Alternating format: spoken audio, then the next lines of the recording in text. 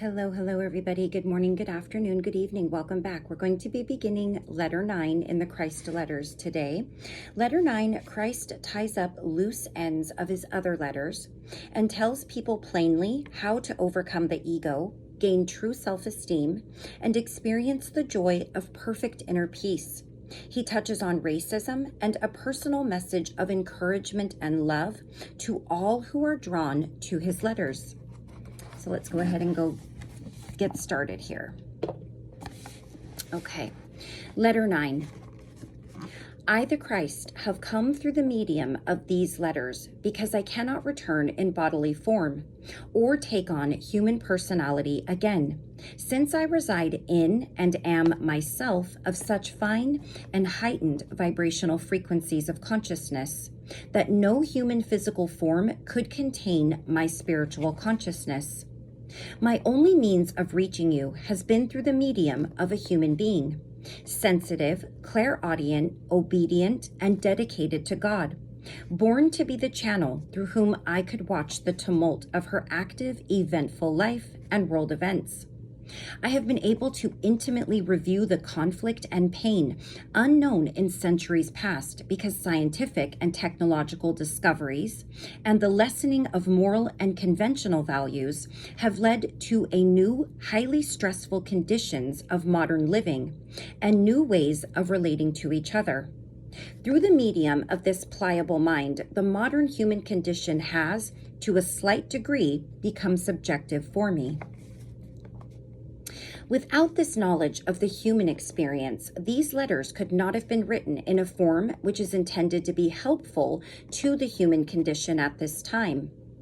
The process of partial overshadowing began before her birth, continued in her youth and life, beginning with the thorough deprogramming of her mind and full cleansing of old concepts. My recorder has been deliberately subjected to every type of human experience, bearing witness to the struggles and sorrow involved in modern living. With my instruction, she has climbed out of her many diverse holes of distress, culminating in the death of her ego and mental/emotional bondage to materialism. She is learning how to move into the consciousness frequencies of universal love and has had personal experience of the reality of universal consciousness. So has she been sufficiently cleansed to receive ever more clearly my teachings to distribute them throughout the world. Under my influence, she has withdrawn from social life into seclusion and aloneness, and has ultimately become dependent on me for her daily will to live. And I work through her total minute-by-minute readiness to receive my words whenever cosmic and her personal consciousness energies enable her to hear and receive me. I rely on her honesty and dedication to wait to hear me accurately, and I make it clear when it is I who speak. Until I speak, she is unable to write. I have told you this that you may understand out of what Christ consciousness energies these letters have taken form. He's also shared the letter 8 3 times, which, if you understand the significance of the letter 8, it is the infinity symbol, our divine connection to our source of being. I have come again in this letter to bring together all the loose ends of my other letters and present them within a world context, showing how these teachings are relevant to every aspect of your earthly lives and to all nations. These letters are meant to be the impetus, the spur, to a personal opening of the mind and heart to your source of being, and eventually to become the means of your perfect understanding of the effects of individual and mass thought and behavior on every facet of your earthly existence. Whereas in the past, the laws given you for national behavior have been directed mainly at, you shall not, if you do, this will be the penalty. True spiritual laws are entirely different. They are expressed like this. Because you and your place in earthly existence have been created in this way, If you work harmoniously with the laws of your existence, you will open your entire system of soul, mind, emotions, body, and personal circumstances to the consistent inflow of divine consciousness, your life force. The fruits of your disciplined behavior will return to bless and load you with wealth, harmony, and prosperity. If, on the other hand, you ignore these laws of existence and continue living as you did before you received this message, then your lives will continue to be punctuated by turmoil, difficult climatic conditions, pests in your crops, financial disasters, famines, and stressful lives. I have spoken through these letters expressly to enable you to reach true, consistent peace of mind and spiritual love, joy, and inner healing of mind, emotions, and body. You should have understood by now that this was also the sole purpose behind my last mission to people on earth, to show them how they themselves were creating their own misery. You have been taught by Christian churches that you have been created by God, but must worship and please God by keeping his laws. But this is not truth. Worshiping God is a pagan ritual. When people worship God, they set God apart and above them, unreachable and to be feared. For who knows what evil he might send on earth if people did not act according to his will. But that was not the message I brought to earth. I spoke of the Father which supplied all needs, which answered when called, which healed when requested to do so, which was both transcendent to people and also within them, meaning that the Creator was universal. The Jewish religion taught that only the chief priests could approach the Holy of Holies and make supplication for the people. The populace could approach Jehovah only through the priests by bringing birds and animals to be offered as burnt sacrifices to appease Jehovah for the people's sins. By these means, the Jews obtained forgiveness of sins. I repeatedly taught the people that they would receive the Father's forgiveness of sins according to people's willingness to forgive others, for it would be done to them according to their own sowing. I also taught the people to approach the Father directly and pray in simple terms, asking for what they needed in life, and assured them that they would be heard and their prayers answered, providing they prayed with total faith, with no doubt in their minds. You must understand that everything I taught the Jews was in direct conflict and opposition to what their religious elders taught them, which was why the priests hated and crucified me, since I was robbing them of their exalted positions as personal henchmen of the Almighty.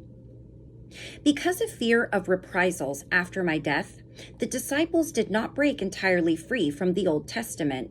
Much of the Old Testament thought was carried forward into the Christian religion.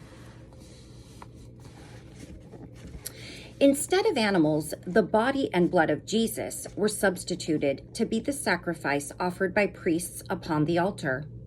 After many years and the entry of Rome as the protector of the Christian religion, like the Jewish priests before them, the Roman priests dressed themselves in costly vestments and used silver and gold appurtenances for religious ceremonies. In the time of Paul, this would have been unthinkable. His was a simple message of salvation by my death on the cross, which was not the message I brought to my countrymen in Palestine. He was perpetuating a Jewish tradition of sacrificing another to pay for one's own sinning. What shameful cowardice! Yet, Paul also performed a great service to humanity, since he set in motion a movement which would be the means of blessing all races equally. He outlined a mode of thought and daily conduct, which would bring harmony into the lives of those who tried to live according to his teachings. In all probability, some Jewish traditionalists will vociferously reject my words again, the second time of coming. They will resent my constant allusion to the ancient Jewish practice of sacrificing animals and birds in the temple to please God and obtain forgiveness of sins. But no matter what their objections may be, the historical fact remains that the temple was a place for offering burnt sacrifices, and the smell thereof hung over Jerusalem. And all the while, I knew that the whole edifice of the temple was dedicated to a myth, a figment of man's imagination, a rationalization of what men's minds could not comprehend spiritually. I was there. I felt the hot stones under my sandaled feet and the sun on my head. I argued with the Pharisees, bore their mockery and sneers with some amusement, and watched them as they dogmatically taught a burdensome way of life of continual obedience to a worthless tradition concerning eating and drinking, which was entirely unnecessary. I was there. At times, my amusement ignited a spark of mischief in my mind, and I handed out to the Pharisees the same kind of analytical mockery of their personal habits, their ostentatious clothing, and their laws, as they applied to me and my teachings. He is a fool, they said, and loudly ridiculed my statement, "The kingdom of God is within you." "Tell us, how could God be within a person?" they shouted derisively.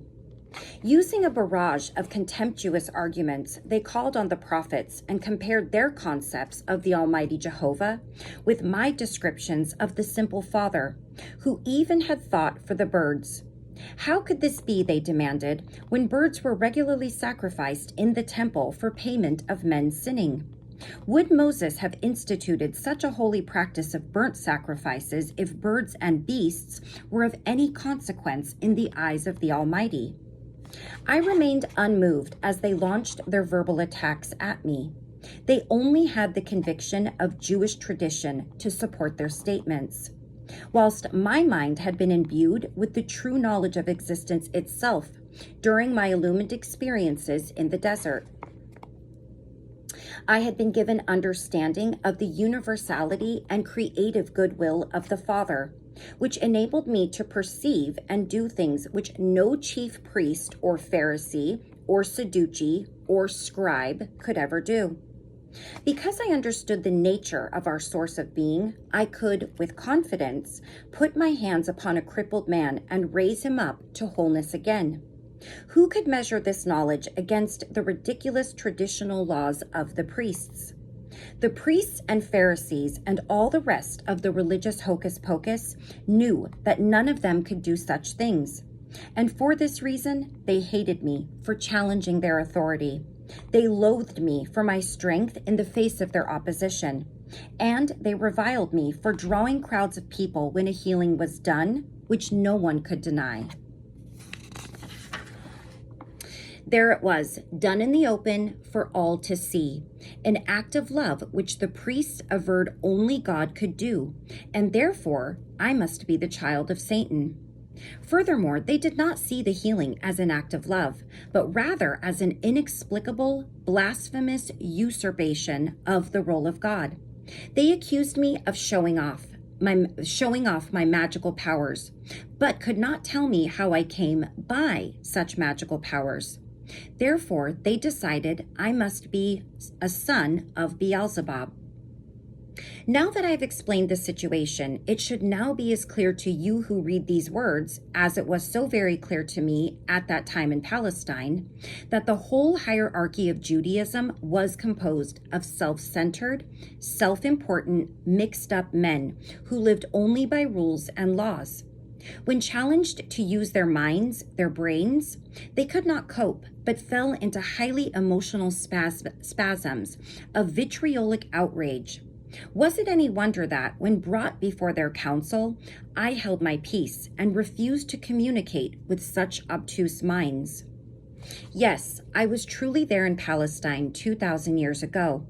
I lived amongst the ordinary men and women who had been taught to fear Jehovah in a very real way, who were obsessed with paying for burnt sacrifices to ward off punishment for their sins.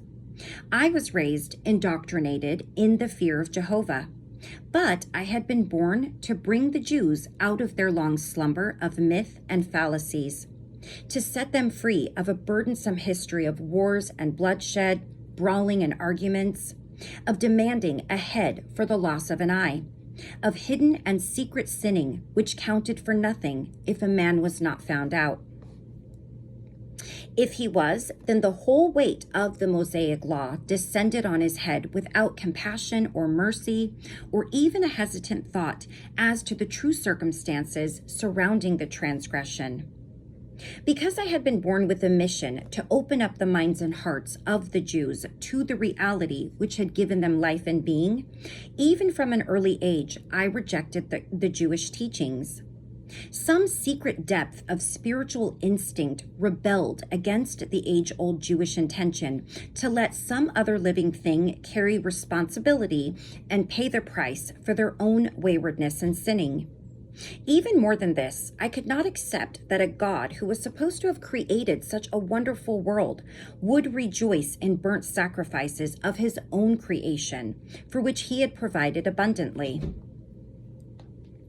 I found it impossible to have respect for such illogical beliefs and practices. After my illumination in the desert, I became passionate in my rejection of Jewish traditions.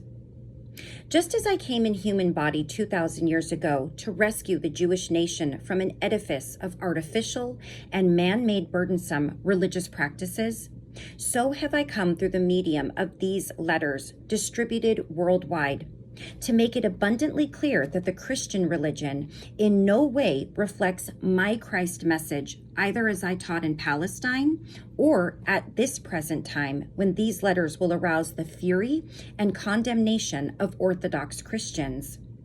The Christian religion, as it stands at this time, is only a hodgepodge of the muddled thinking of my disciples' selective recollections and Paul's worthy homilies and other early writings. Much later, when the impact of Christianity lacked the visual effect of the gods and goddesses of the Romans, the Christian religion was adorned with theatrical but expedient nonsense to impress those whom the ecclesiastical empire of Rome desired to draw into their fold. This empire later imposed monetary burdens on the gullible people, even more iniquitous than the taxes demanded by the secular Roman Empire on conquered nations. Even Caesar did not demand payment for souls to gain entrance into heaven. Okay, we're going to go ahead and stop right there, and in the next video, we will read the next 4 pages of Letter 9. Until I see you again, take care of yourselves and those around you. I love you all very much. Bye-bye.